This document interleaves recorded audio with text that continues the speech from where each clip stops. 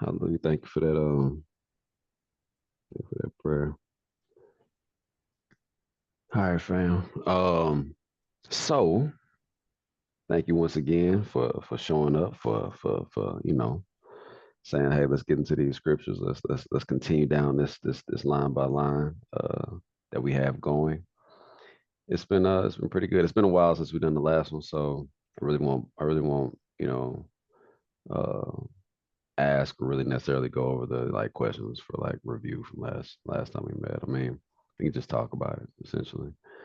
You know, the last time that we did have the lesson, we went over a little bit of like a was it better sheet? I mean, excuse me, Exodus Shemot 15, 14, I think, and 15. Um, this was dealing with the get out, right? The first one, you know what I mean?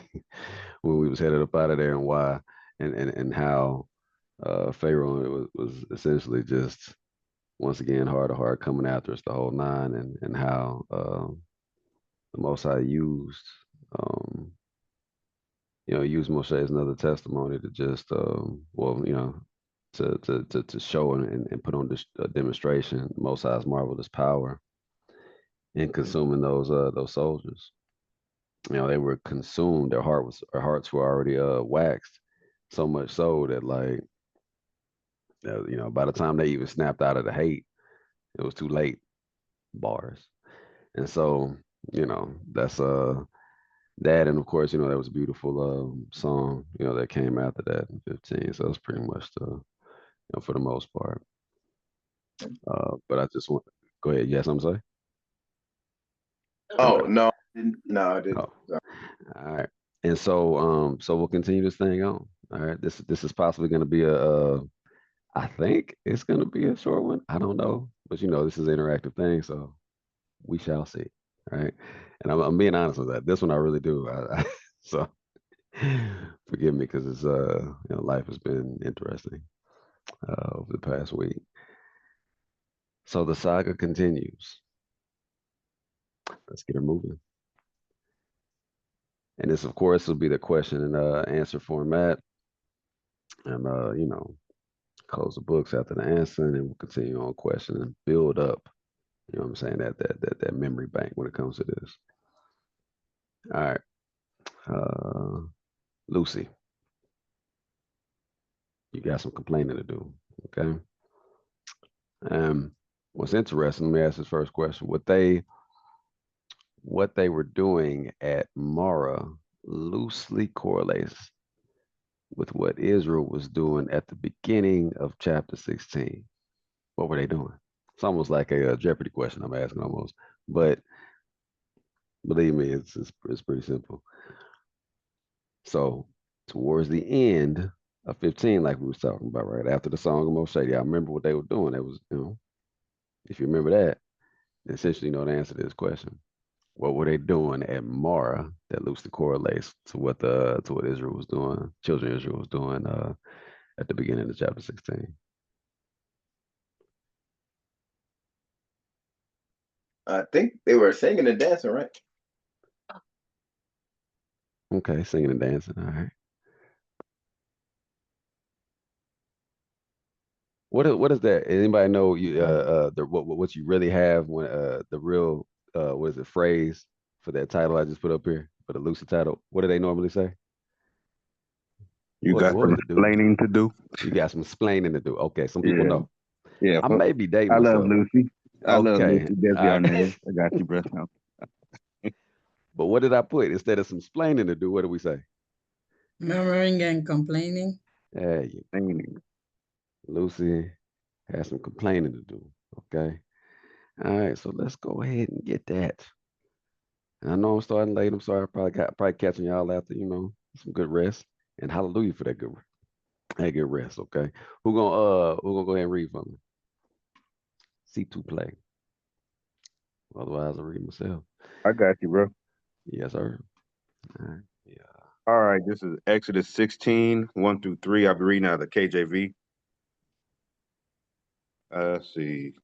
And they took their journey from Elim, and all the congregation of the children of Israel came unto the wilderness of Sin, which is between Elim and Sinai, on the 15th day of the second month after their departing out of the land of Egypt. And the whole congregation of the children of Israel murmured against Moshe and Aaron in the wilderness.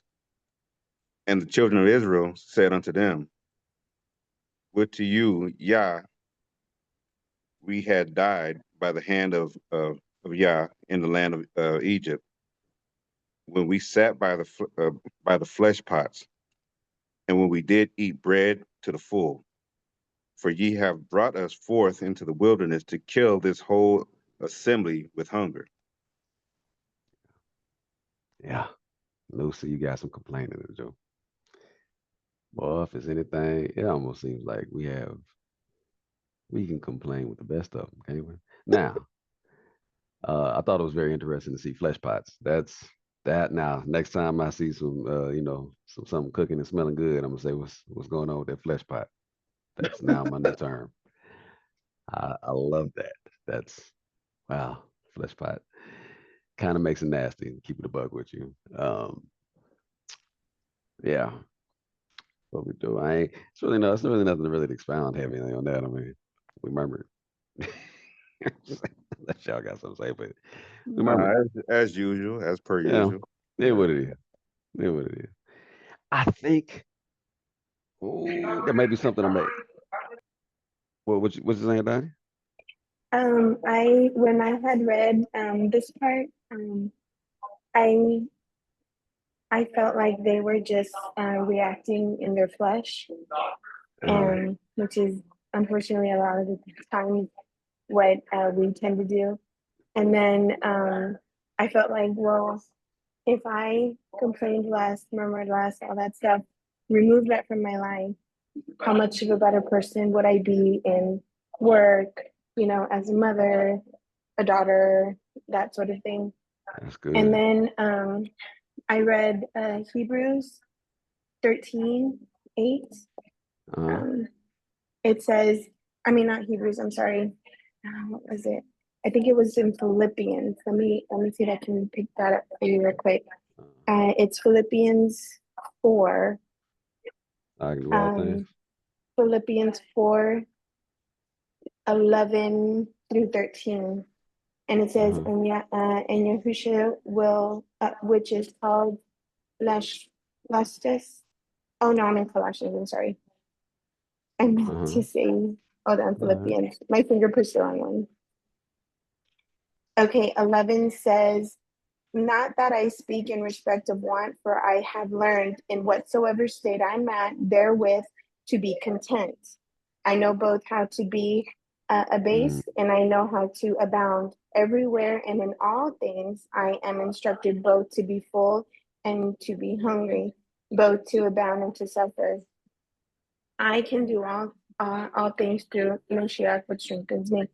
So when I read 3, it brought me to Philippians 4:11-13, because it reminds me I need to be content in everything that in the state that I'm at and with what He has given me, and I shouldn't complain about things. And I know, from the outside looking in, it's easy for us to say like, He was providing for them, He had everything for them, but I don't know how I would be in their shoes. I would hope that I would not behave the way that they did, but I don't know. And I pray that I become less, that my flesh dies daily, and that the Ruach will grow in me more and more, so that I don't become, what happened with them, or what they, the way that they behaved. But anyways, I just wanted to share that script, the Philippians, because I felt like that coincided well with verse 3. Yeah, it's actually brought to memory. Maybe the Most High did that to.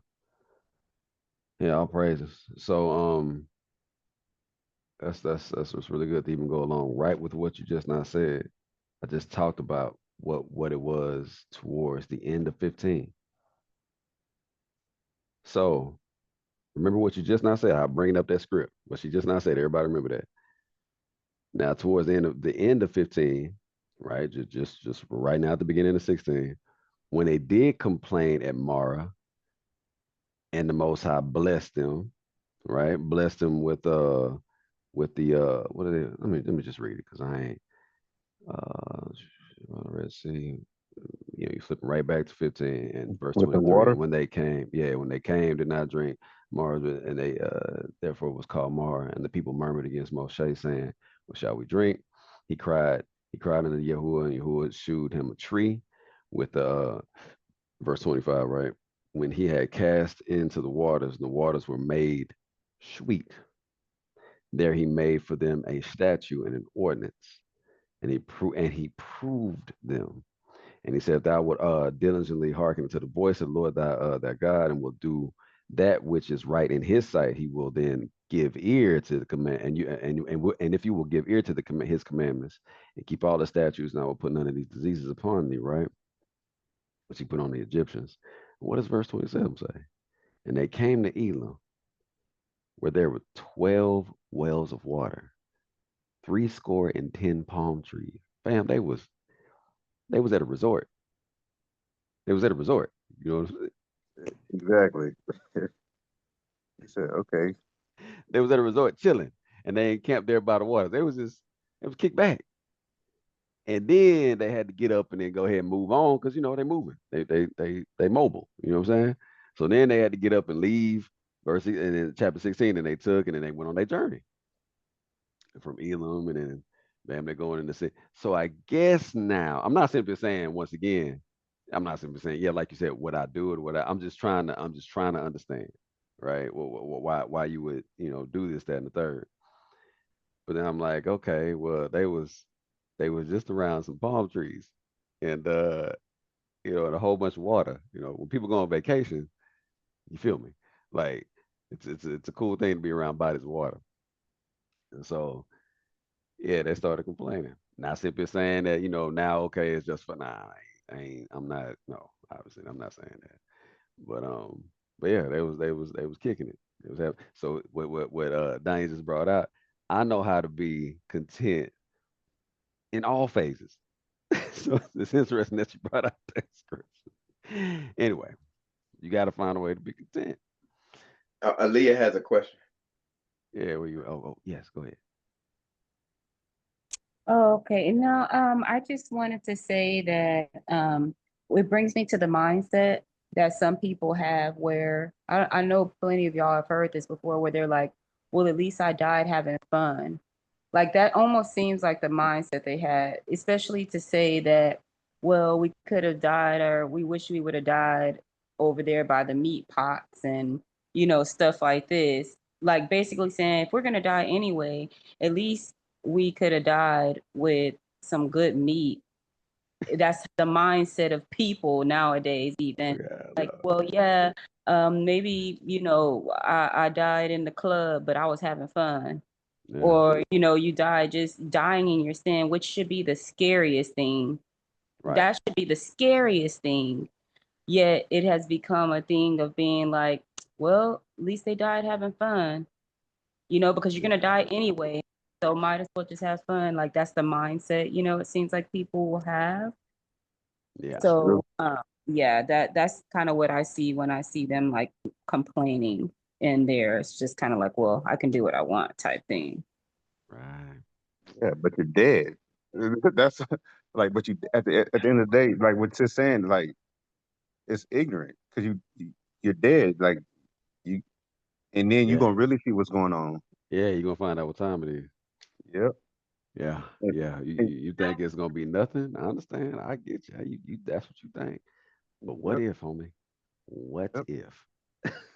And and this failure right here, this murmuring and stuff right here. Y'all remember? This brings you back to the wilderness with the Mashiach in Matthew 4, right? Mhm. Because remember, here I'll take you there real quick. Hold on. So this is Matthew 4, right? KJV. Then Yahushua was led up of the Spirit into the wilderness to be tempted of the devil. And when he had fasted 40 days and 40 nights, he was afterward a hungered. And when the tempter came to him, he said, if thou be the son of Yah, command these stones to be made bread. But he answered and said, It is written, man should not live by bread alone, but by every word that proceeded out of the mouth of Yah. Right. So the things that were not accomplished during our time and our ancestors' time in the wilderness, the Mashiach had this is part of the redemptive process. He paid the toll for that too. You know what I'm saying? Okay, this way they messed up. Okay, let me go to the wilderness. Try me. You know what I'm saying? This is the answer you're gonna give. You know. So that's what I see in how Matthew 4 correlates with Exodus 16:3. Yeah. And please, towards the end of this, remember that full statement that you just not said. So I'd love for you to say it again. You know what I'm saying? This is, you know, in the spirit moving, man, because this is crazy. But some of the stuff y'all say. Sir. All right. Anything else? Otherwise, we'll continue to move on. All right. All right. So next question is, what, you know, bus close. What did Moshe and Aaron have to remind them, I guess, you know, children of Israel, of who they are talking to, and what did the children of Israel have to look at to get their answer from the Most High? I'll repeat it again because it is kind of long-winded. What did Moshe and Aaron have to remind them, you know, the children, of who they're talking to, and what did the children of Israel have to look at to get their answer from the Most High? If no, that's fine. It's a long-winded question. So, and plus it's like two parts. So, all right, all right. Let's go. Let's go. Who doesn't mind reading now? Exodus 16, 4 through 10. I'll read. Yes, ma'am. Thank you. Okay. I'm going to be reading from Hallelujah Scripture today. Okay, so it says, and Yahuwah said to Moshe, See, I am raining bread from the Shamayim for you, and the people shall go out and gather a day's portion every day in order to try them, whether they walk in my Torah or not. And it shall be on the 6th day that they shall prepare what they bring in, and it shall be twice as much as they gather daily. And Moshe and Aaron said to all the children of Israel, At evening you shall know that Yahuwah has brought you out of the land of Mitzrayim. And in the morning you shall see the esteem of Yahuwah, for he hears your grumblings against Yahuwah. And what are we that you grumble against us? And Moshe said, In that Yahuwah gives you meat in the evening and in the morning bread to satisfaction. For Yahuwah hears your grumblings, which you make against him. And what are we? Your grumblings are not against us, but against Yahuwah. And Moshe said to Aaron, Say to all the congregation of the children of Israel, Come near before Yahuwah, for he has heard your grumblings.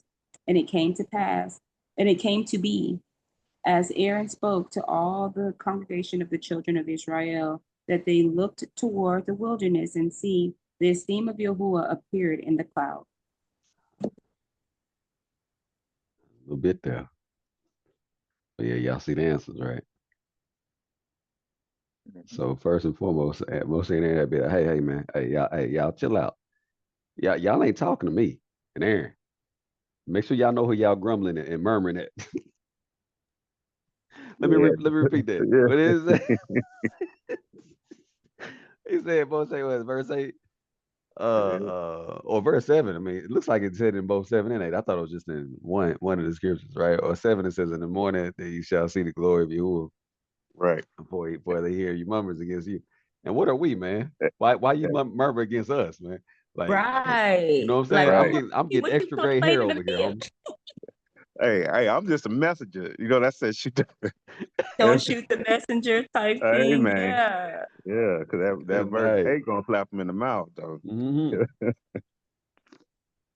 Oh, Oh man. man. And he said he had to follow it up again. Yes.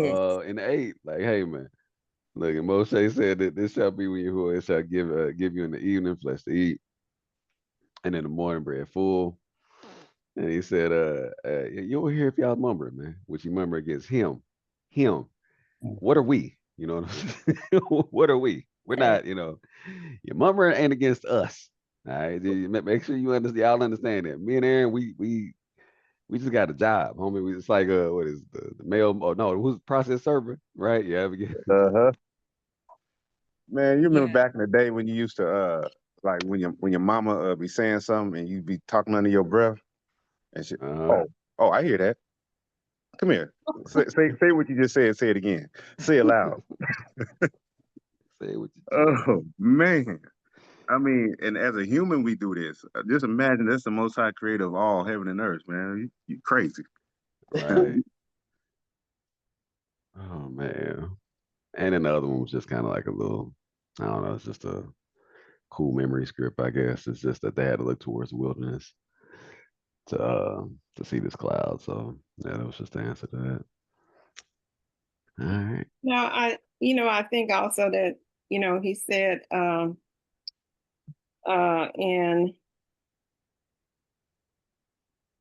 let's see, where was it?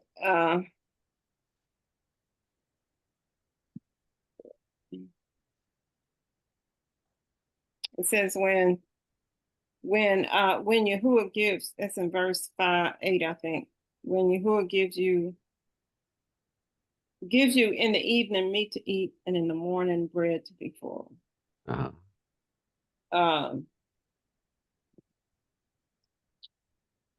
They had they had to look to the wilderness to see that. But I think the most now this is my opinion. What I see is that the Most High was trying to teach his children something that they had the verse that says that he provides for the birds of the air, and he provides for us, and they don't worry about They ain't worried about that. the next meal. I think it's what 13 or something like that. Yeah. Maybe Matthew 13. Yeah. Oh my goodness. But they had just come out of this is why I don't know. I to lead the children of Israel, that was a challenge. I mean, it was they Oh just yes. had all this nice clean water, cool shade, Oh sit down to sit. All they had to do was sit down and drink water and get yes. and as soon as they come out of there, here they go to grumbling again. What we gonna eat? Yeah. It's hot. You know what I'm saying? It was And hot. I go ahead, or As I just said, it was hot in Egypt. Like the temperature yeah. didn't. Yeah, it was hot over there too. That's what I'm saying. Like you ain't forget. Oh my Yeah. goodness. And I think also because like I said, I'm with that. Like I try to understand it, because it's like you've seen so many. I guess we live in a time where we don't just see those types of miracles on a day. Like we don't like I'm not seeing a magic show every day, like in front of my eyes or something like that. I'm not simply saying that magic's real, but you get what I'm saying. Hopefully, like they were seeing this, like it was a normal thing, right? To just see some weird stuff. And so, and I guess it's got to be so normal, now they're just kind of like out there chilling. It's like, it's like, hey man, it was like it was better over here the whole nine. Yeah, I'm just trying to put myself in their shoes to kind of understand because we're so far removed from that. We still experience miracles? Yes, of course we do. Obviously, so I'm not saying I'm just talking about that weird magician type, phenomena that are just happening on a daily out there. They were experiencing. So I don't know.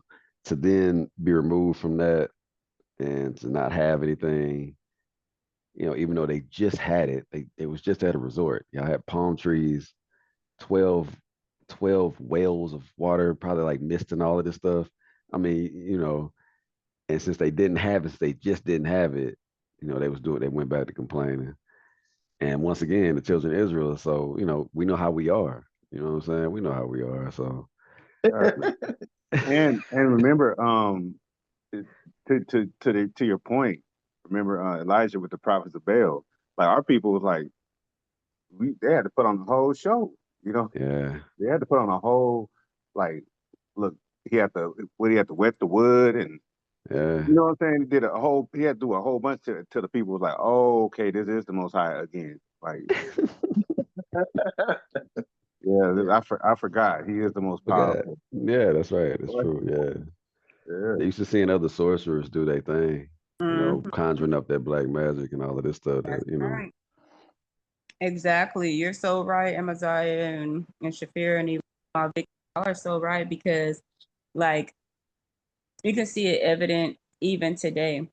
Like you said, they're so used to okay, you saw the power and then you take advantage of when that power, like when the power is not there that you feel like that you should be seeing. It just shows you the mindset of our people, which is why I believe that the scripture says, I don't know the exact address right at the top of my head, but it says, blessed are they that believe and have not seen, because we were so used to believing what we saw. But Yeah. Most High now requires that we believe even when we have not seen, that we believe that even when we don't see where the situation's going. If that makes sense. At least that's what scripture says. Like I believe that's exactly what it says, is that blessed are they that believe that have not seen. Yeah, dealing with Because we're Thomas. so used to Yeah. seeing miracles. We're so used to seeing it, which can make a person believe it. But imagine how much belief you have to just hear it and believe it. You know what I'm A lot saying? of faith. A lot of faith. Yeah. Faith that, like, unfortunately, not even the Malakim get the opportunity for. Like they, because they're just in it. They see it. They're there. They don't have to have the faith that we have to go out on a limb. Right. You know what I'm Can I saying? Right. say something real quick? Yes, yes. Aaliyah, you're right. And I know what Mhm. scripture you're talking about. You're talking about the scripture. I don't have it either, but I think it was the scenario that, Yeshua was talking to Thomas because he didn't believe him. He wouldn't believe unless he saw it with his own hands and he was able to stick his fingers into his where the nails had been and where the sword had been. And I think Yeshua was talking about, blessed are they who believe yet have not seen, because it takes an act of him seeing something. So you're exactly right. Yep. Mhm. And exactly. And to add on to what both of y'all are saying, remember, the Pharisees were tempting the Mashiach. It was like, hey, well, we see a sign from him. He was saying, hey, you wicked and adulterous generation. So you're not gonna see a sign except for the Son of Man sitting on the right hand side of Yah. Mm. Right. So he's like, no, like to the point. No, this is not a magic show. It's not a pony tricks. You know what I'm saying? Come on, man. No, I'm not doing that. No, we getting right back to the nitty gritty. Well, Yes, with the sir. weightier matters of the law, man. You done got me on that one now. Who Yeah. we? Yes, sir. Yes, sir. Now we getting back to the weightier matters of the law, baby. Faith. Who we? Y'all gon' get some faith. Whole bunch of judgment. It's either that or y'all can go over there. It's up to y'all. It's up to y'all. You know? Um, that's not. I mean, come on, brother. I'm joking. I don't even want to go there. All right. With anything else I got to say? All right. All right. What happened? Numbers close. What happened to the bread throughout the week if you left it until the boker? It was spoiled. Hey, I'm talking about. Yeah. All right. It's gonna be a little bit of a swath. Who got it? Let's see. I can get it. I mean, get to the page. 11, 16, 11 through 21. Okay. So Ooh, excuse me. Okay. And Yahuwah spoke unto Moshe, saying, I have heard the murmurings of the children of Yasharel. Speak unto them, saying, At eve ye shall eat flesh, and in the morning ye shall be filled with bread, and ye shall know that I am Yahuwah Elohim. And it came to pass that at evening the quails came up and covered the camp, and in the morning the dew lay around about the host. And when the dew that lay was gone up, behold, upon the face of the wilderness there lay a small round thing, as small as the hoar frost on the ground. And when the children of Yasharel saw it, they said to one another, It is manna, for they knew not what it was. And Moshe said unto them, This is the bread which Yahuwah has given you to eat. This is the thing which Yahuwah has commanded. Gather it of every man according to his eating, and omer for every man, according to the number of your persons. Take ye every man for them which are in his tents. And the children of Yasharel did so, and gathered some more, some less. And when they did meet it with an omer, he that gathered much had nothing over, and he that gathered little had no lack. They gathered every man according to his eating. And Moshe said, Let no man leave it till the morning. Notwithstanding, they hearkened not unto Moshe, but some of them left it until the morning, and it bred worms and stank. Moshe wroth with them, and they gathered it every morning, every man according to his eating. And when the sun waxed hot, it melted. It melted, man. Oh my God. Read 14 again. Read verse 14. And when the dew that lay was gone gone up, behold, upon the face of the wilderness there lay a small round thing, as small as the hoar frost on the ground. Hoarfrost. Hoarfrost? You saying I can say hoarfrost? I just want to make sure I heard that right. Yeah. Hoarfrost? I've never heard of that in my life. I don't know if y'all have. Is this I something that y'all have. know about? Oh, you have? Oh, I've never. No. I'm gonna be a child. Okay. I don't care what nobody says. I'm gonna be a child real quick. You know what I'm saying? I had to Google it. Hoarfrost.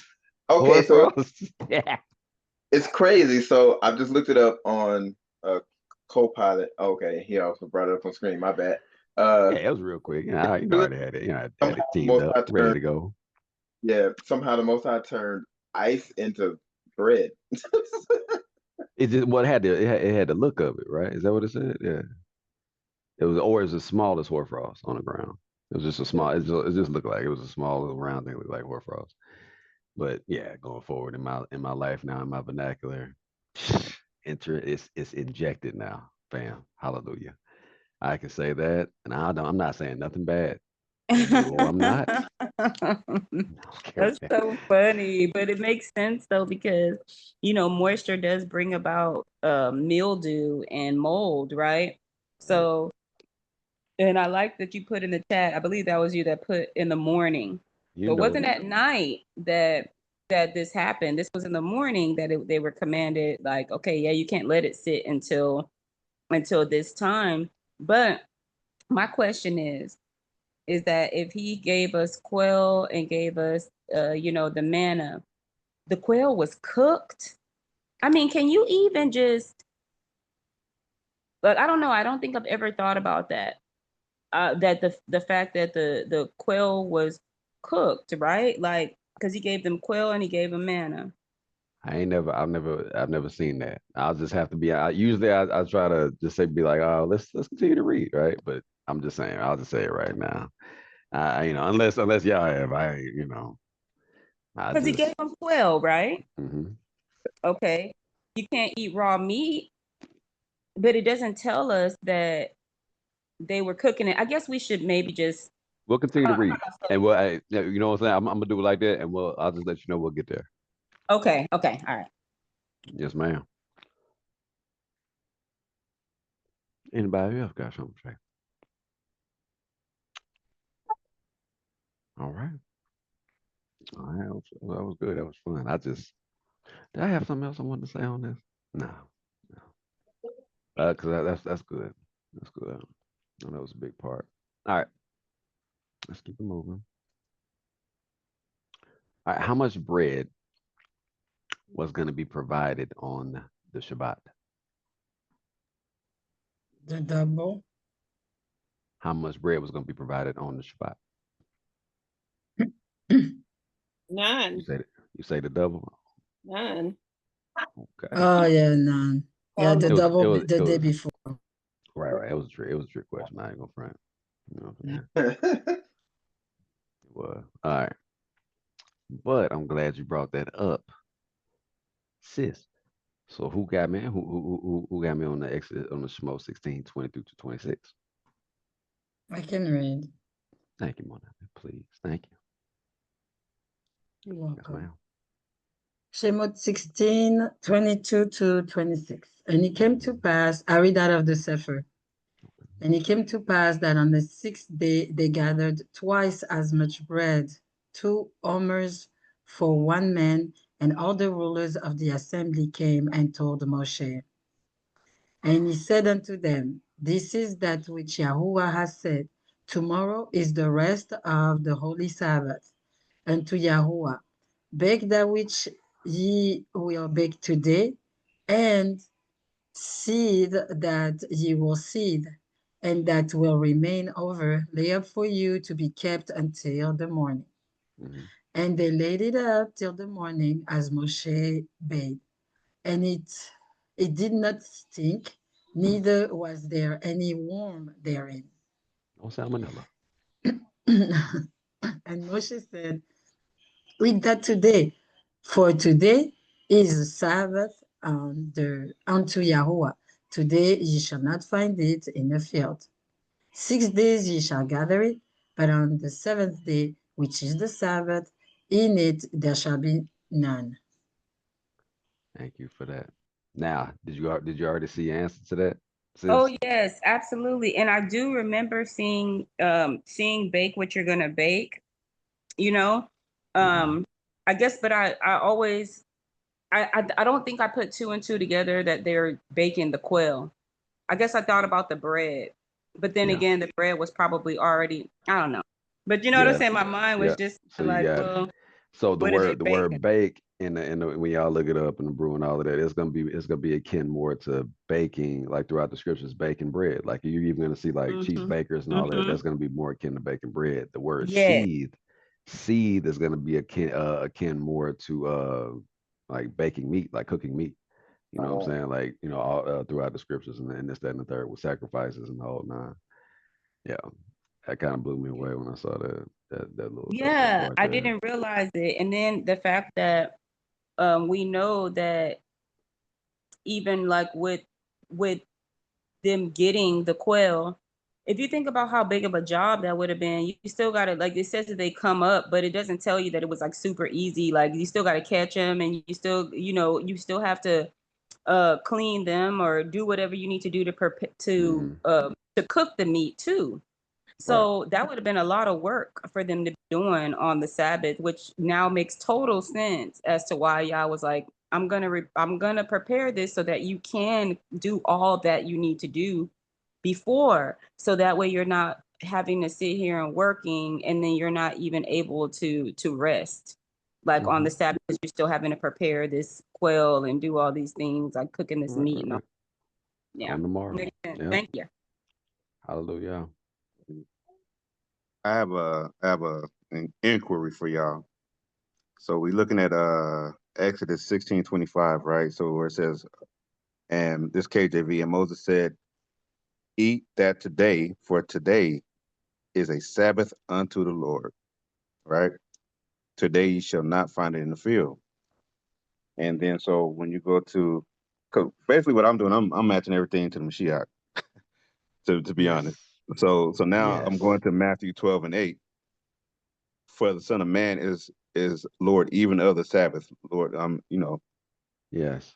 loosely, KJV. Yeah. You see He's what I'm saying? the Adonai of the Shabbat. Yeah. Exactly, the master of the Sabbath. So he at every point he's telling you exactly who he is and where he was at the time, and then he's what? He's also the bread of heaven. You know. The bread of heaven. And thank you, man. I Yeah. was gonna go ahead and get there but to be honest with you, yeah, let's just go ahead and get there now. This portion of it, like, please read Christ. I mean, obviously all of it, right? But this one is heavy throughout scriptures. Whether you're talking about, I mean, because it's interesting that you'll have kind of like an Hebrew term that'll exist, in the Torah, and then of course in the Gospels, right, in the Besorah. So, but this particular portion is heavy when it comes to how Christ, how Mashiach even spoke about himself. You know what I'm saying? How others spoke of Mashiach, and then like the importance of bread coming down from the Shamayim. How you ain't, like you said, like you bringing out right now. I mean, that there's a bread that he said that you ain't even gotta, you're gonna eat bread and die. Our people were eating bread and dying back then, but with this bread, you're gonna live forever. You know what I'm saying? This And this even with portion the right water, here is heavy. Yes, waters of with the woman at the well, this woman, yes, this water, you're gonna thirst after this. But you know, right. he's telling you who he is, but he's very subtle in how he's walking us through it. Yes. You know what I'm saying? He's Yeah, very he's trying to subtle. tell you. He's like, Before look, Abraham was, I am. Like, he's trying to show you this. But yeah, for those who have ears, bro. You know what I'm saying? That's what it's always gonna be. for It's sure. always gonna be that.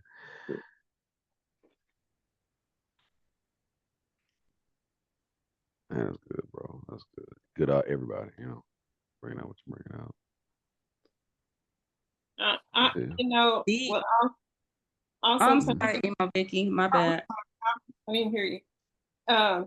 What also comes to mind is Hebrews 4. I think I posted this morning on Facebook. It says Hebrews 4:9.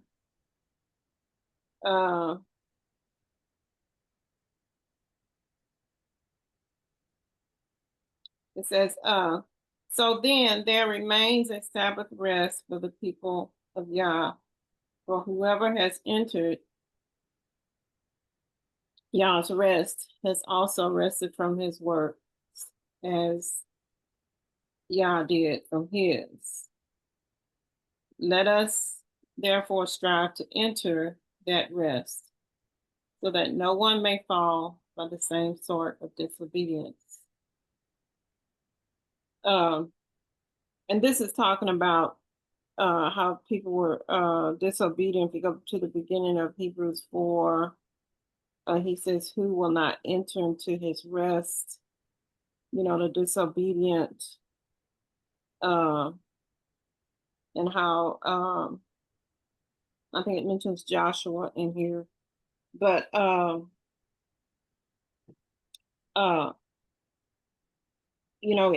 you just mentioned the verse about the Son of Man he's the Lord of the Sabbath. So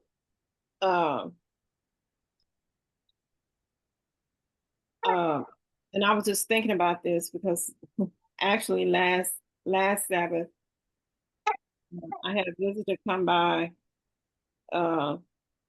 and he's a minister. He's a Christian pastor, and came by. We just kind of sat around and talked for a little while, and then it's like, he knows that I observe the Sabbath, but it's like all of this, all that you guys have said. How much I don't know if you see, but I see the Most High trying to teach his people what the Sabbath is, what it means to be obedient to the Sabbath. you know, because we find one man in scripture, he wasn't obedient to the Sabbath and he was stoned. And then it even, the Hebrews in the New Testament even supports that obedience to the Sabbath.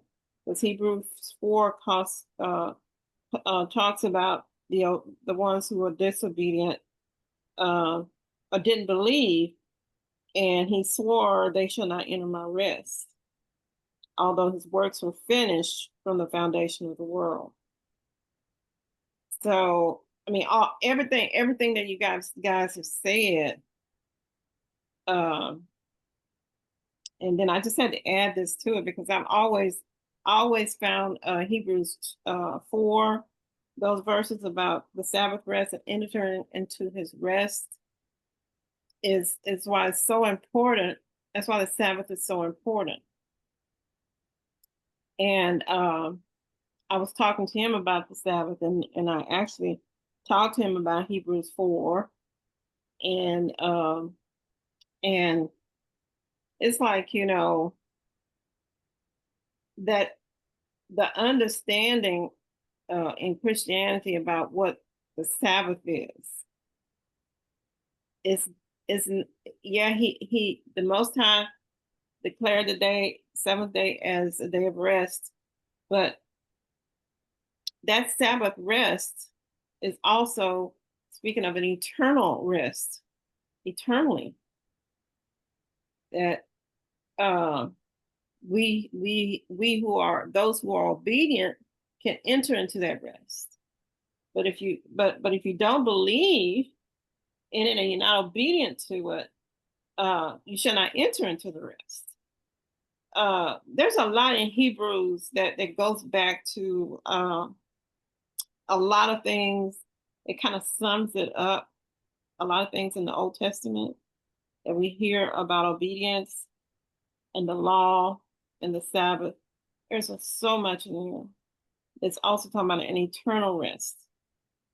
So this is a rest that we do every week, but there is also an eternal rest, an eternal Sabbath that all who believe will enjoy in that day. I mean, that's why you rest from all of your works, and you won't have to. I believe that goes even stretches out to Hebrews 8 when it talks about the law being written on your hearts. And no man will teach each other and say, know Yahuwah, for they all will know him. That's a rest. You're resting, you're ceasing from all that you're striving for. Yeah, I mean, I hope I'm making sense. Perfect Yes, sense. perfect I, sense to me too. yes, there's a scripture that goes right with what you're saying. That's Matthew 11:28. So come unto me, all ye that labor and are heavy laden, I will give you rest. Mhm. Because what are we supposed to be doing for 6 days? That's when we labor. Labor. You know? Yep, Right. should be working. Yeah. And I think that's what he's trying to teach the children of Israel in that time, in that place, how to work. You labor, but you don't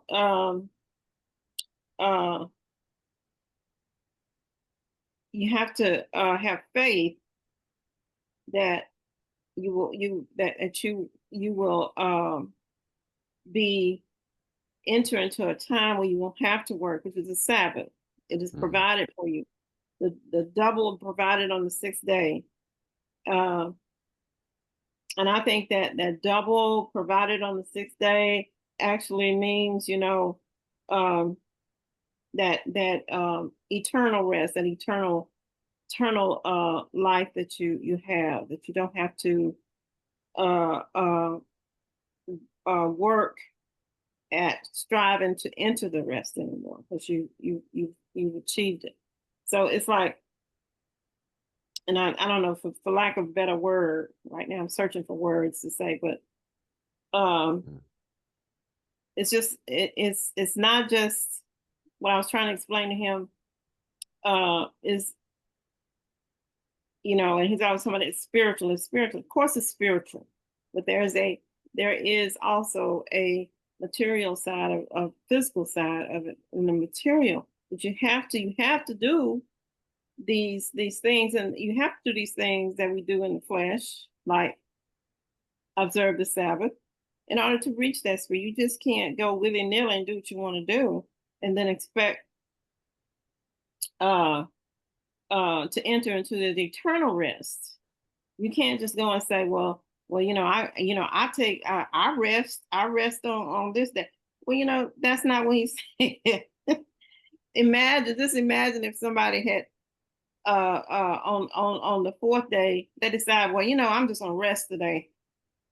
I'm not gonna, well, they wouldn't have ate that day, because they wouldn't have had that double. You see what I'm saying? Yes. So you saying Man, every day is not a day of rest? It's like the Every Christians. day is not a day of rest, right? Every Every day is a day of Thanksgiving, yes, and but it's not a day of rest. So exactly. it's like the understanding. You have to understand, in order to understand the spiritual side of this. You have to obey the fleshly side. I mean, what you do in your body, you have to obey what says Yahuwah. It's just like, basketball. You learn how to play basketball. You don't get out there and just start playing basketball. No, that You takes got to learn how training. to dribble with both hands without even thinking about it. And that's what he was trying to get. I think that's what he's trying to get the children of Israel to do, is to learn. You have to do these things that you do in your body, being obedient to me, to understand what's at the spiritual. That's why so many did not understand the spiritual, because they had trouble being obedient and trouble having faith. And it's like, do you have faith because you're obedient, or are you obedient because you have faith? It's like, which one is it? So, I mean, I don't want to go on and on, but it's just so much in there, and in what we're reading about here. Yes, it is. It really is. Excellent commentary. Okay, excellent commentary. All right, here we go. Next question. We're getting close to the end, by the way. How long did the children of Israel eat this manna? How long? Was it like, sorry. Deep. No, go ahead. I'm joking. That was a good one, though. If you're gonna hit an echo, you know what I'm saying? Was it 40 years? Look at you. Now, can you read that? No, I don't know. Can you read that with the echo? Without the echo? Nah, yeah, let me get somebody else. You know what I'm saying? I was about to be like, yeah, can you get it? Okay. I think Cool. so. We'll work with it. I don't think it's that many anyway. Let me see. Over Oh, here. no, it's a little bit. Okay. Let me get to it real quick.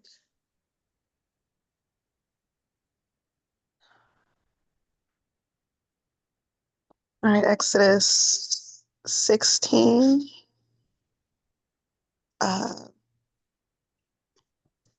27, all the way to 36. 27, all right. 27 to, okay. Okay. And it came to pass that there went out some of the people on the seventh day for to gather, and they found none. And Yahuwah said unto Moshe, how long refuse ye to guard my commandments and my Torah? See, for that Yahuwah has given you the Sabbath, therefore he gives you on the sixth day the bread of 2 days. Abide ye every man in his place. Let no man go out of his place on the 7th day. So the people rested on the 7th day. And the house of Yasharel called the name thereof manna. And it was like coriander seed, white, and the taste of it was like wafers made with honey. And Moshe said, this is the thing which Yahuwah commands. Fill an omer of it to be kept for your generations, that they may see the bread wherewith I have fed you in the wilderness, when I brought you forth from the land of Mitzrayim. And Moshe said unto Aaron, take a pot and put an omer full of manna therein, and lay it up before Yahuwah to be kept for your generations. As Yahuwah commanded Moshe, so Aaron laid it up before the testimony to be kept. And the children of Yasharel did eat manna 40 years until they came to a land inhabited. They did eat manna until they came unto the borders of the land of Canaan. Now, an omer is the 10th part of an ephah. Appreciate that. Y'all for 40 years. Now, still kind of to even extend what you were talking about, right, Ema? That's interesting, right? 27 and 28. Come on, man. And it came to pass. They went out, some people, 7 days together. There were none. Still going out there. Still going out there. Come on, man. Anyway, the other question I got is, anybody know what like an omer actually is? Like what that measurement is? And don't give me the answer like, yes, it's 1/10 of an ephah. Of course it is. We understand that part. I have no idea. What's an Yes, ephod? I know, right? Then I gonna say it was an ephah. Yeah, for sure. Yeah. All That right, was so it's you were given the answer already. Never mind. I was thinking about the counting of the omer that it talked about. But you're gonna give it. All right. yeah, so it's like a couple liters essentially, or quarts. Whichever one. We're a metric system, of course, but you know how we do in the U.S. Yeah, I know what I'm saying. And so yeah, and then of course the E5 is super big, right? Because it's for 10th or whatever, 1/10, and so 22. So it's like, yeah, wow, like a whole, what is it? Couple of omers, I think, right? Which first it is said you basically have 2 omers. At night we just read it. Was it 33? Put an omer full of manna. So like 2 Right. liters, kind of. Yeah, 2 That's what it's liters. showing. 2 liters, because it says an omer is 1/10 of an ephah. So I would think that would mean that because it says 2 liters, and then the ephah says 22 liters. Yeah, and then I was thinking, I thought there was a part where we had read like dealing with 2 omers to 2 men or something, 2 omers to a man at a part, but I'll have to go back and look. But yes, yeah, y'all are right. Right there, looking right at it with 33 and on down. So then it was like I just had to physically look at that, right? If we're talking about two liters, it's not like we support this brand. I don't know. I'm just so that's there goes your because we were looking at it, right? It's something I read where it was 2. Well, oh Okay, yeah, because yeah, gluten free. Look at it. because then I would ask 2 That's why liters. it's $50 for 2 loaf. Yeah.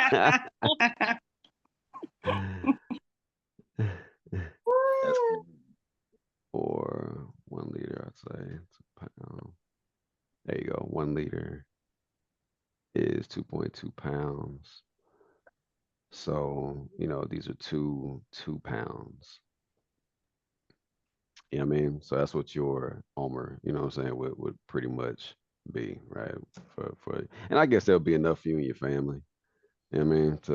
To have, and I think hopefully y'all appreciate this, man. Sometimes I have to have a visual. You know what I mean? It's just for me to look at. I don't know. You know, versus it's like cool. You Can know, you put that chart That that you works for just, me. can you put that in the okay, chat? I can download it later. absolutely, absolutely. We'll do that right now. But you First, know what's amazing to me? How how we practicing the same practices as the Egyptians. You see how that lie falls on his head? They Yeah. said yeah. that we stole all of this we stole from Egypt. At what point is any of this what the Egyptians Come did? on, man. Come on, man. Oh my goodness, when they go into that, I'm like, Oh y'all, yeah. y'all That really cat. want to say the customs of what the Israelites deal with in the scriptures has anything to do with the And Egyptians? Y'all know what kind of stuff they was into? So irritating. That's so it's irritating. completely like that's nonsensical. There's nothing that's resemblance of this of an Egyptian. We had to look up what an Omer is, bro. Yeah. And them people Come like on now. abhorred some of the stuff that we did. They abhorred it. It says it right there in the scriptures. Anyway, when people, I'm like, y'all ain't reading nothing. And it's not like, oh, we are. I'm not simply saying we, we scholars is that and the third, or even though I do call y'all scholars, I'm just saying that like it's fundamental, right? I think y'all somebody put in the chat, fundamental to read. You just it's this is why I'm like, y'all, that's a spirit that's just coming up against us whenever they and the most I like is obviously letting they what is it called? They're doing what he did to Pharaoh. We ain't got these naysayers. You know what I'm saying? Like he's gonna make it to where they don't read nothing. They don't read nothing. But look at Even, my bad. Go uh, ahead. no. You go. I'm looking at it differently now, right? So, for what they call for, so they're trying to say we're emulating, or Moshe was just stealing stuff from Egypt, lie, right? And then Right. they say we're stealing things from the Sumerians. So these are completely different civilizations, but y'all are giving us the same answer, right? That just Right. tells you how great our Elohim is, because it's like it's neither one of these, and neither one of these two civilizations uh match each other at all. That just shows you how great that he is. The only thing, the closest thing they can say is, okay, that's like Egypt. No, not at all. That's how great Elohim is, you know what I'm saying? Like by himself, Yeah. you know. So this don't have nothing to do with oath and none of this, because that's what they try to throw all these other deities into our belief system. Yeah. It's They like do and, every and they time. fall short. They Yes. fall short. Massively Oh, fall short. massively. They can just spew anything, Yep. and people just eat it up whole, or Christians or whatever get kind of get shook. And I'm Yeah. just like, bruh, nah, man. Yep. Yeah, they got to make up their mind, bro. Like, so the Christians. So here's the problem. So the people who are into the Kemetic science stuff like this. I mean, they're more into like, oh yeah, the Moshe stole. He was a priest and he stole all these laws, right? But you don't even know what the laws are and what they entail, right? Yeah. And then you got the Christians who say the law is done away with, right? And then you got some of the other folks who talk about the Sumerians and all the rest of this stuff, right? And they're complete lost. So you got all these different mindsets, and then don't even get to the small hats and stuff, but Hmm. it's crazy. Like all these different narratives about something that is so simply just read it. What does it say? Yeah. Or It the has red nothing to do hats. with you, nothing to do with you, and yes, it still applies. You know what I'm saying? Like it's Right. wild. Right. I've tested out the theory for quite some time, which is kind of like I was telling Lydia earlier today, which it made me dial back from what people call this whole Hebrew movementism type stuff, right? It made me think back. Um, and what I've noticed is that people try to say that, oh, you don't need a book to tell you what to do, right? They say you don't need a book because it's in us to know what to do, right and wrong. This theory has been disproved so many times. We can see it in the world today. It's not, you don't just know what's the right thing to do.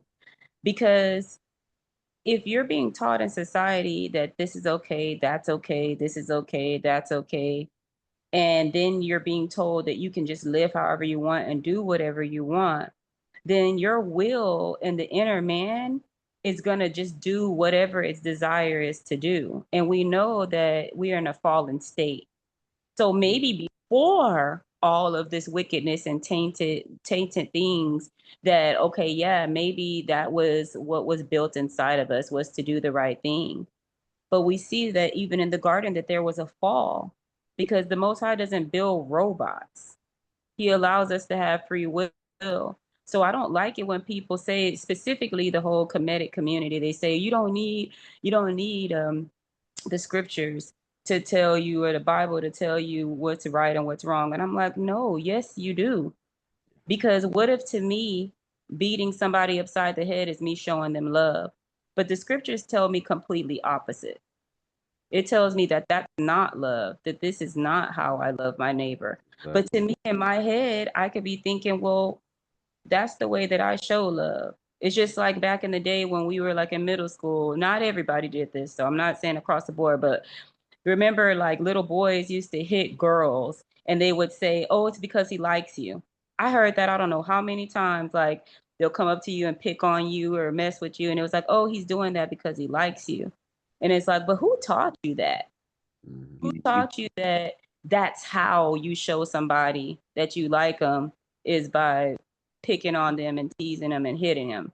By beating them. But yeah, but to this world, though, that is a common thing. I don't know if anybody else has heard that, maybe because I grew up in the country, or, where I grew up, but, or seeing those things, but that was a big thing. Like, oh, he likes her, that's why he's doing that. And it's like, what? This is loving backwards. But to the world, without the law, statutes, and commandments, you can do as I will. So no, I completely understand what y'all are saying. No, we do need the instructions in order for us to govern ourselves. You have to have some type of measuring stick. So when the people say we don't have to keep the laws, it's like, well, but what about the 10? And they say, oh, well, that's the moral. Okay, well, if it's the moral, the Sabbath falls in that. So you just take the Sabbath out of it, and then everything else is still morally. That's not part of morally doing the right thing, is keeping the Sabbath. That just, it blows my mind. And I feel like that has to do with either you're not tapping in to the source, or you're totally ignoring it. Because there's just no way that you look at that and say that I can just take out the Sabbath and there's no need for me to do the Sabbath anymore. So that's my thought. I had a comedic, not me, but I think I was watching some sort of comedic explain that you take a kangaroo, whenever they give birth, that a little baby kangaroo just comes out from the bottom, right, and then it crawls up the the mother's stomach, and then it gets into that pouch and it just starts sucking the teat. And they were like, they didn't need a book for that. Did they need a book for that? And I was like, bruh. Oh, really? I'm gonna tell you this.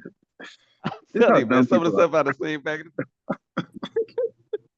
This how dumb people are, right? So remember the weightier matters, right? Yeah. The first one was what? Judgment. Yeah. Okay.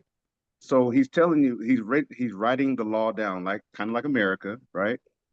If you jaywalk, there's a statute that's saying, hey, there's a penalty for doing this. How do you know there's a penalty? It's self-evident you shouldn't walk in front of a car. Yeah, it is. It's because it's stupid, right? But there's still a law in place, a written law in place. So when you go before a magistrate or a judge, guess what?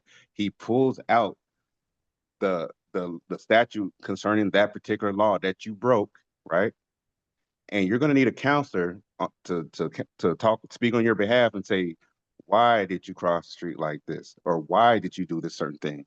And that counselor Yahusha is going to, on your behalf, say, hey, he didn't intend to do that, or yes, he did do this, but he saw his error and went back. So the law is in place for judgment also, lest we forget. You know, that this is the weightier matter of the law, the judgment. This how do they believe that they're going to be judged in when Yahushua comes back? By what measure is he judging everyone? By the law. It's not just arbitrarily. Well, you kind of did all right. Mm-hmm. No, there has to be a standard. So what he did is he made a standard, and he's enforced this standard for thousands of years, and then all of a sudden, some people who are not part of the covenant say, "Hey, yeah, you don't have to live by those standards anymore. Live by the standards that we say that we interpret the standards to be," and that doesn't make sense. That's just like a Japanese person coming over here saying, "Hey, I know the Americans used to do it like this, but hey, let's live according to these standards that we uphold in Japan." That doesn't make sense. So why would we in turn do the same thing? To me, it just is just folly. It is ignorant because you need written laws and standards to show everybody. Because if you disobey, there has to be a penalty for it. To me, it's just really that simple. Well, what did the Most High, what did the Messiah always say? Is it not written? Mm-hmm. How many times did he say that? Or how many times Yeah, in the Old Testament? Is it yeah. not written? It's not written in your law. How many times did he tell the ones he selected, take and write this down, On the scroll, sorry. Yeah. Yeah. because it is a witness, heaven and earth witness. Yeah. It is written. Mhm. Is it not written? Yes. That's what Yep. that's what we Out of the stand mouth of two witnesses. right Yeah. now. You That's what we living by. We living come by on, that, like, man. y'all. Like we are a nation of laws. Like I don't understand this Right. whole aspect of not needing it. Yeah. To that comedic, I'm like, sure, but in case you have an issue with me, you're gonna try to sue me. That what you gonna need? Exactly. Yeah. You're gonna need something that governs you to tell you what is fair and what is not fair. Because if everybody can just make up what's fair to me may not be what's fair to you. So there has to be a measuring stick that is going to be equal balance. And let's just be for real, the human nature is not going to be equal balanced in that way. It's why here in America that the Bible, even though they may not keep it, even though they may not do it, it's still the written word. It's still what they base their laws on is the Bible. I mean, it's written there. It's one of the public, records or ordinances or whatever that they have, that it tells you that the Bible is. That's why you have to swear on the Bible. That's why you have to put your hand on the Bible. You don't put your hand on the Quran. You don't put your hand on some Egyptian book. You're putting your hand on the Bible because they're telling you that this is what we're basing our fairness off of. Now, do they do that? Okay, yeah, but we're not looking at that. It's like the Pharisees. What does it say to do? Everything is supposed to be balanced. Everything is supposed to be just. Everything is supposed to be fair according to what the standard of the scriptures are. That's what keeps us from stealing things from each other. That's what keeps us from killing one another. And that may not keep you from doing it, but that's what is showing you that there's going to be a penalty. Like Shafir was saying, there's going to be a penalty if you kill somebody. There's going to be a penalty if you steal something. The world would be so crazy. It's already crazy, but just imagine that there's nothing that governs you Oh my goodness. Yeah. like nothing. Mad Max, baby. Since they are hypocrites. Mad Max to the 10th power, for real. Yeah. And since they hypocrites, because do they not have a book of the dead? Like what don't the Egyptians have laws too? Like they're talking out of both Yes, sides sir. at Yes, this point. sir. So why shouldn't we? Every other major ancient society, right, had laws. Every kingdom, you know what I'm saying, has laws. Why would the creator of heavens and earth not have laws anymore that governs his people? Like it doesn't make sense. Like Mm-hmm.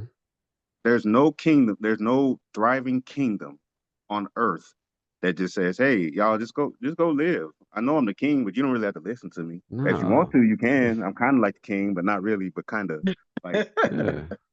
Place to go, You know what I'm man. saying? Look. And that's something I definitely want to talk to y'all about this offline on this one, because on that note, really, I mean, just remind me if you can at the end once we get done to talk about this particular subject that you just brought up, dealing with like what if there were nothing, like what we know, the aspect of the importance of it, and it's something definitely went back. I wouldn't do this on the recording, so. And All right. I Yes. just like to read John 5, and there, I often bring this up to my preacher friends, because we always get into discussions. Some of them don't even want to talk to me anymore. But anyway, it's John 5, and it's 45, verse 45 and 46, 47. It says, "Do not think." Now this is the Mashiach talking. But I tell him all the time, but y'all think Paul is telling y'all that the law is done away with. But listen to what Mashiach said, the Messiah said. He said, "Do not think that I will accuse you to the Father." And they love to use that. He didn't come to accuse you. Okay. Mm-hmm. There is one who accuses you. Moshe, Even Moshe. on whom you have set your hope. For if you believe Moshe, you would believe me. For he wrote of me. And this is number 47. It should click, but it doesn't. But if you do not believe his writings, how will you believe my word? Even Israelites don't even really get to this. John 5, Cut, 45 to cut, cut. 47. You know what I'm saying? Even But Israelites don't even touch this. But they're right on Paul all day long. You know, what does the Mashiach say? What does Messiah say? When he said he said, you know, he never said those things. And actually, you know, Shaul was the only one that said what you think he was saying, what he wasn't saying. Yeah. He's not saying it. Because as many times as you try to pull stuff out, we have the other part of Paul that we're like, well, you also have to deal with this too. So then what is he saying? Yeah, and then you have to look at the way Paul was living his life. So you're saying that Paul is saying one thing, but he's living his life in total contradiction to what you're saying that he's saying. With the Nazarite vow. Come on. And all this stuff. But you're still saying Paul said. Yeah. Well, we can't quote nothing the Mashiach is saying. Nothing. You want to go to who you say that you follow. Well, let's go to Corinthians. Well, let's go here. Well, let's go here. Well, that's why go I to just Matthew. go. Let's I say go to Matthew. the prescription. That's why I go to the prescription of what our ancestor Peter said. Yeah. And I always tell him, I said, well, you know what? I said, keep following Paul. If he got a kingdom for you, keep going. Keep following him. Right.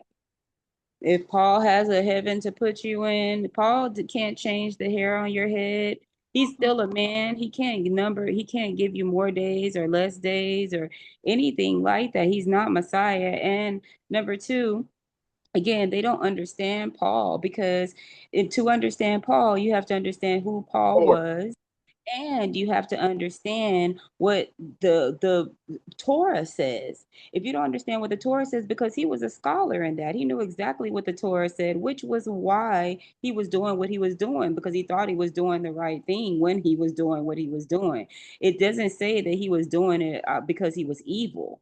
It says that he was doing the things that he was doing because of him believing that what he was doing was the right thing to do, according to what Torah said.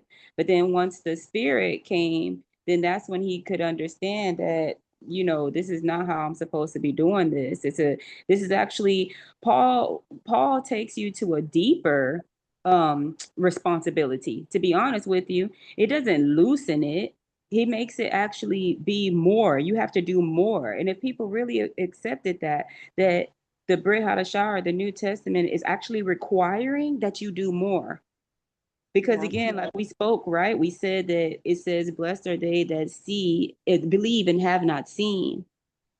So and he also tells us that unless our righteousness exceeds the Pharisees and all those things, he tells us that, right? So I really don't understand why they think that in the Brit Hadashah or the New Testament or the new renewed covenant, that is somehow making things easier for you.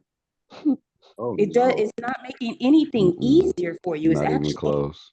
it's Not actually even close. more is It is required. making it so hard, so much more. Yeah, back then Yeah. you could just you had laws on how to deal with treating your brother a certain way in case they treated you in an evil way. That's Yep. not when you get to Brit Hadashah, it's like, hey, with your brother, you know what I'm saying? You gotta do your best to turn the other cheek. Like it's like, Mhm. these are some serious situations. Yeah. Yeah. Yeah. But So they so suggest it's like the Torah is like like so the first 5 books, right? So that's kind of like the milk. And when the Mashiach comes, he's bringing meat, because that's how you're gonna get full right there. You know what I'm saying? Now you coming to maturity now. Now it's time for you to, we're not still slaughtering these animals over here now. Now you need to understand that, hey, That's what they don't understand. They see the law as being, the slaughtering. But when Paul was talking about a law, that he was talking about the law of sin and sacrifice. That's the slaughtering. There's no more of that.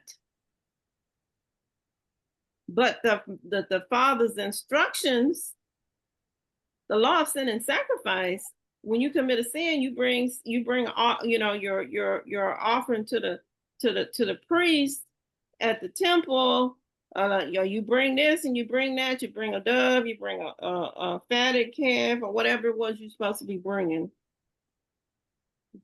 for a sin offering. But there's no more of that. Where and then time with the laws, that law right there we no longer do. But all the other instructions that are applicable to the day, yes, we have to do it. That includes eating pork and other unclean animals. That doesn't just cause the law of sin and sacrifice is done away with, doesn't mean that all the other stuff is done away with. Right. And we still sacrificing too. Like, Yeah, let's you just are be real. It's not bulls and bulls, goats and stuff, but we are still sacrificing daily, or at least you should be sacrificing yourself, sacrificing parts of you that's selfish, sacrificing maybe your time or your attention to something. Like, we're all sacrificing, or we should be sacrificing daily in some shape, or form. It's just not in the form of bulls and goats and with animal blood. Like, that's how I see it. Because every day as a parent, you know that you make sacrifices, things that you might not necessarily just want to do all the time, but you willingly do it because you sacrifice certain things for your children, or you sacrifice certain things for your spouse. Well, we do that for the Most High all the time. It's not always easy to not do something on the Sabbath. It's not always easy to not do a thing, because the human nature tells you, oh, okay, well, if I just do it this one time, it won't be so bad, or it won't hurt. Well, it's a sacrifice that we have to make to say that I no longer do these things anymore because I give my life to the Father. So it's still a form of sacrifice. It's just not with bulls and goats and pigeons, if that makes sense. perfect sense. And then we're even told, hey, if you have a art with your brother, you need to go ahead and leave your gift where it's at and go make that right. That's what I'm talking Go about. make it right with him. Like, Yes, how are you sacrificing with a heart of hatred towards your brother? And, You know what and I'm saying? all my years of Christian, and I've never seen anybody do that. Right. Which is what our people was doing back then. They was following the law, but that heart was not in place. It was not in place, right? Because you could, outwardly, you can keep the law outwardly, but inwardly, that's what, and then they take the inwardly part and they talk about, well, the inwardly part, well, it's a spiritual thing, it's a heart thing. I said, of course it's a heart thing. And if your heart is right, you're gonna be obedient to the Most High's instructions also. That's right. It's a two-way thing. No, it's not all outwardly. And Yes. and it has to be more inwardly, because inwardly you can't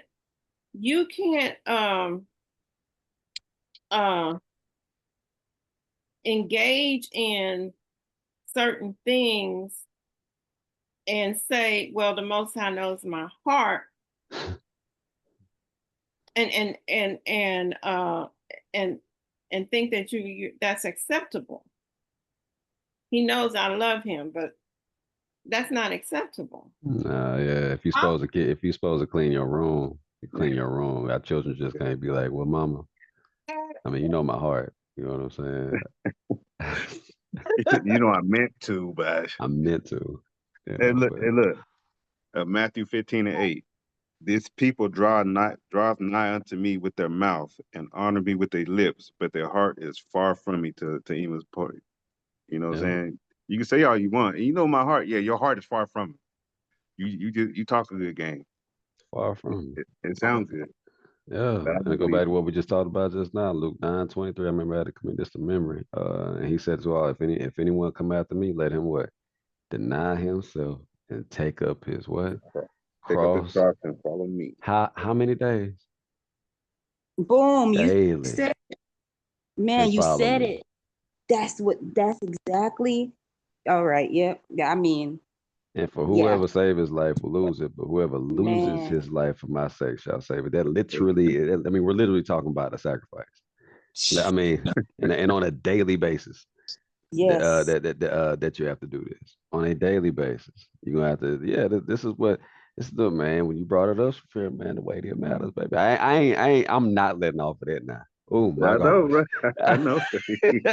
I'm just, you We can't, say you straighten out a that throws gnat, right? salt in the womb of a Christian. I'm just keeping it a buck. It just hurts him. It hurt after you get done doing all of this stuff, and like you just said, Sean, you go back to Christ. What's the because once you prove to a Christian that essentially you're the Pharisee, once you can finally break that down, You're and the you can get Pharisee. that to him, yeah. You want you want to give it to him what we're talking about about the weightier matters. Oh, okay. Yeah. So Let's they go know ahead we and talk. finish. Let's go ahead and Yeah, finish this thing out. Let's finish for it sure, out. for sure. Let's all right. Let's close it up. Ecclesiastes 12:13-14. Let us hear the conclusion of the whole matter. For Elohim and guard his commandments, for this is the whole duty of man. For Elohim shall bring every work into judgment with every secret thing, whether it be good or whether it be evil.